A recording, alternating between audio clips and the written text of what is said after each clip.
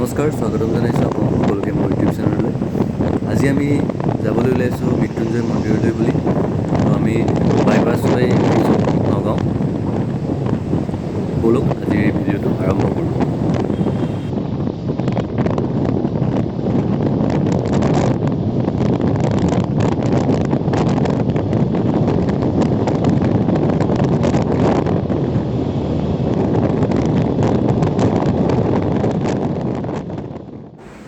বৰ্তমান আমি আহি পাইছোঁহি বৰঘাট চক, আৰু বেছি দূৰ নাই।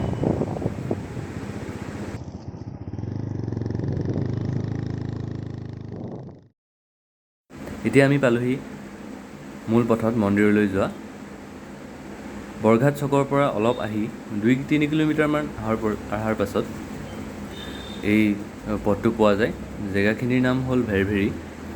ব'লক আগলৈ দেখাই লৈ যাওঁ।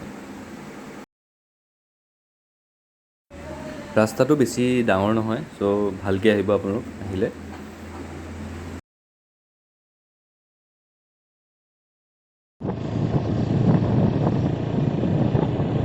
বতৰটো খুব সুন্দৰ হোৱাৰ বাবে আমাৰ কোনো অসুবিধা হোৱা নাছিলে। না বৰষুণো পৰিছিল, না ৰ'দ দিছে।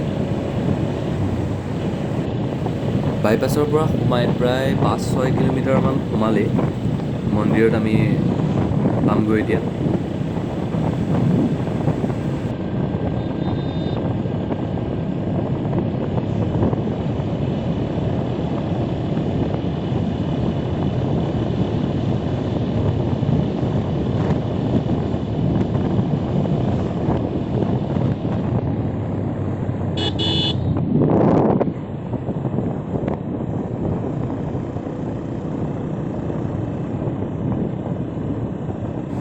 ইমান সুন্দৰ গছ গছনিৰে ভৰা পৰিৱেশটো দেখি সঁচাকৈয়ে ভাল লাগিছে। জেগাবোৰ খুব পৰিষ্কাৰ, তাৰ কাৰণে আহি সঁচাকৈয়ে ভাল লাগিছে। আৰু বেছি দূৰ নাই, আমি এতিয়া আগতে এবাৰ আহিছোঁ, ত' জানো আৰু কিমান দূৰ আছে।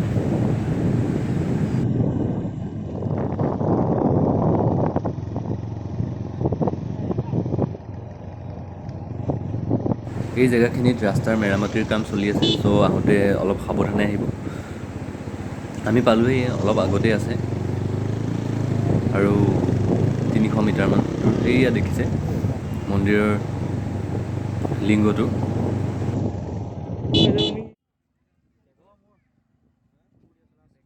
কৰোণাৰ কাৰণে আমাক ভিতৰত সোমাব নিদিয়ে, বাহিৰৰ পৰাই আমি সেৱা জনাব লাগিব।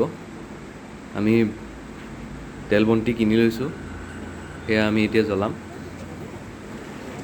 বাহিৰতে আমাক সুবিধা কৰি দিছে, তাতে জ্বলাম। বাহিৰৰ পৰাই চাব লাগিব।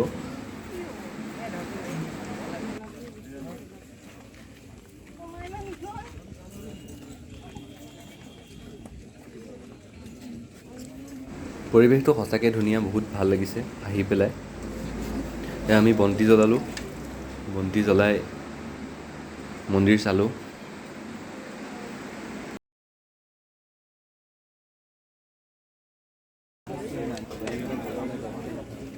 সোমবাৰ হোৱাৰ কাৰণে মানুহো বহুত হৈছে, ত' ভালেই লাগিছে।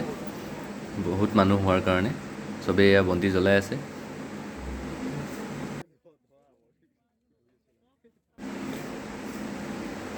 ইয়াৰ পিছত তাৰ পৰা আমি আহিলোঁ। তাৰপিছত আহি ৰাস্তাতে এভাগ মন্দিৰ পালোঁ।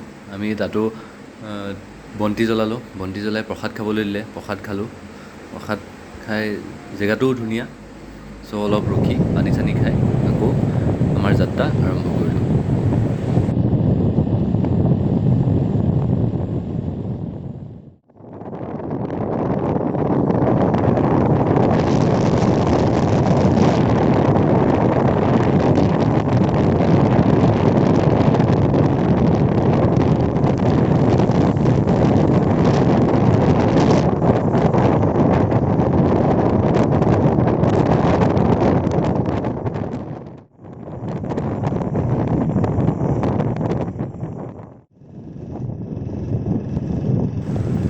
বতৰটো খুব ধুনীয়া, বৰষুণো পৰা নাই, ৰ'দো দিয়া নাছিলে। বহুত ভাল লাগিছে আহি। আমি এতিয়া ঘৰলৈ বুলি আহি আছোঁ। এয়া চাওক ভিডিঅ'টো শেষলৈকে। লাইক কৰিব, ছাবস্ক্ৰাইব কৰিব, কমেণ্টো কৰিব। শ্বেয়াৰ কৰিব। ধন্যবাদ।